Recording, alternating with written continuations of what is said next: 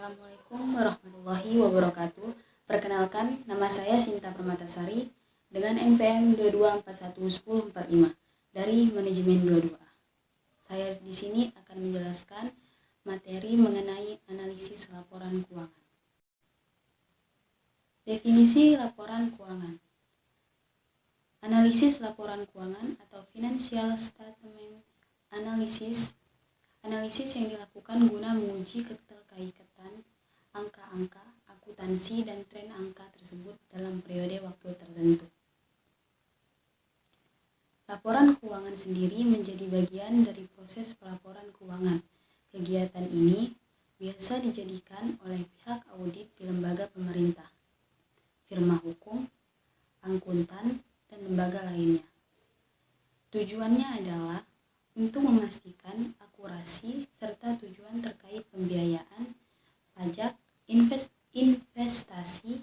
Pada dasarnya, laporan keuangan terbagi menjadi laporan neraca, laporan laba rugi, arus kas, dan perubahan modal. Jenis-jenis ini berguna menjadi sumber informasi. Laporan tersebut juga akan dipakai oleh perusahaan atau stakeholder, misalnya investor. Yang kedua adalah laporan keuangan dan pengaruhnya bagi perusahaan. Suatu laporan yang berisi informasi keuangan mengenai suatu badan usaha yang akan dipergunakan oleh pihak-pihak yang berkepentingan sebagai bahan pertimbangan dalam pembuatan keputusan. Laporan keuangan merupakan output dari proses akuntansi. Laporan keuangan sangat berpengaruh bagi perusahaan karena dapat dijadikan dasar dalam pengambilan keputusan, serta membantu manajemen perusahaan dalam membuat perencanaan untuk periode yang akan datang.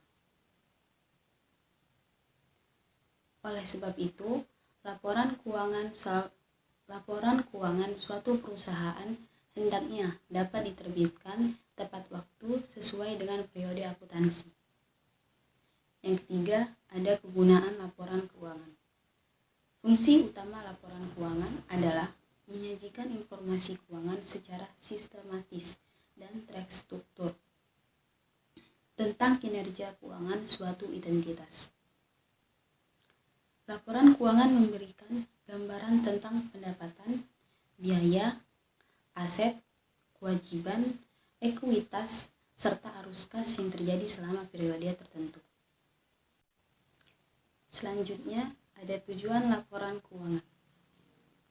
Tujuan laporan keuangan adalah suatu penyajian terstruktur dari posisi keuangan dan kinerja keuangan suatu entitas. Tujuan laporan keuangan 1.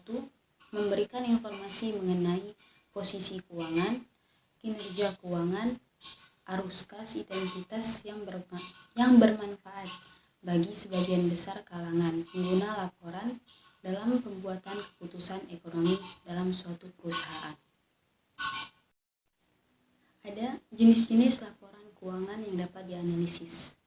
Ada 4 jenis laporan yang dapat dianalisis di laporan keuangan.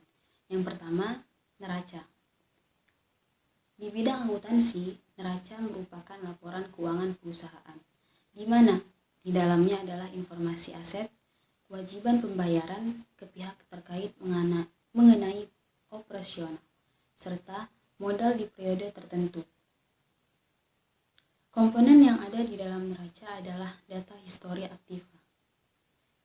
Data histori tersebut berisi mengenai semua sumber modal atau keuangan, baik dari pemegang modal atau utang kewajiban. Neraca bisa disusun menjadi 2 format, yakni bentuk T atau skontrol dan bentuk laporan atau stafel. Yang kedua, ada laporan laba rugi. Laporan ini memperhatikan situasi finansial perusahaan. Apakah sedang dalam kondisi rugi atau untung? Biasanya ada banyak catatan kerugian dan keuntungan perusahaan di dalam laporan ini. Catatan tersebut diperoleh dan hasil penjualan produk serta beban yang dikeluarkan perusahaan. Yang ketiga ada laporan perubahan modal. Laporan perubahan modal akan menunjukkan penurunan atau peningkatan modal bersih di suatu periode. Pembuatan laporan ini memerlukan laporan laba rugi. Ini disebabkan karena akuntan harus memperhatikan nominal modal pada akhir periode sesudah dikurangi rugi atau laba perusahaan. Yang keempat ada laporan arus kas. Laporan ini akan memperlihatkan akuntan atau manajer seperti apa kas perusahaan dipakai selama ini. Ini berarti manajer bisa memantau semua sumber serta bagaimana penggunaan dana perusahaan tersebut. Laporan ini termasuk krusial dalam analisis laporan keuangan karena adanya arus kas bisnis. Disebut juga sebagai laporan arus kas. Di dalamnya terbagi 3 kegiatan utama, diantaranya adalah aktivitas, pendanaan, operasi, dan investasi. Ada analisis laporan keuangan. Dalam menganalisis laporan keuangan, tentu ada beberapa metode yang dapat digunakan. Secara garis besar, ada 2 metode dalam menganalisis. Yang pertama, analisis horizontal. Metode analisis horizontal merupakan metode dengan melakukan perbandingan yang sama dalam laporan keuangan dengan periode berbeda. Biasanya, perbandingan yang dianalisis berdasarkan 2 atau 3 periode lebih awal. Metode ini juga kerap diaplikasikan dengan membandingkan persentase kenaikan dan penurunan. Persentase kenaikan dan penurunan keuangan dalam periode yang sedang dibandingkan. Dengan demikian, metode ini kerap disebut dengan metode dinamis. Analisis tren atau indeks analisis ini digunakan untuk melihat kecenderungan dalam posisi keuangan. Disebut juga sebagai analisis time series. Jenis ini dapat membantu manajer dalam memutuskan bentuk kinerja perusahaan dari periode ke periode. Analisis sumber dan modal kerja teknik analisis. Laporan keuangan ini umum dipakai bila ingin mencari tahu sumber serta alokasi modal perusahaan, sekaligus faktor yang memberikan pengaruh saat terhadap perubahan. Analisis perubahan laba kotor. Metode ini digunakan ketika perusahaan ingin mencari tahu faktor penyebab dalam perubahan laba kotor dari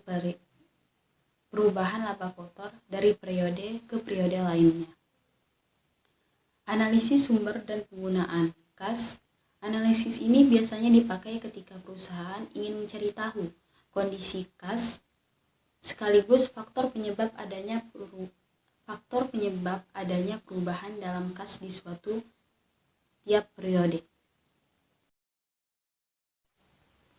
Yang kedua, ada analisis vertikal. Analisis ini kerap dipakai ketika melakukan perbandingan terhadap keuangan yang berbeda di satu laporan sama dan di periode yang sama pula. Metode ini kerap dikatakan sebagai metode statis. Ada 3 jenis analisis vertikal. Yang pertama, ada analisis common size. Laporan yang akan dianalisis umumnya ialah laporan neraca dan laporan laba rugi. Yang kedua, ada analisis break-even analysis, titik impas atau break-even.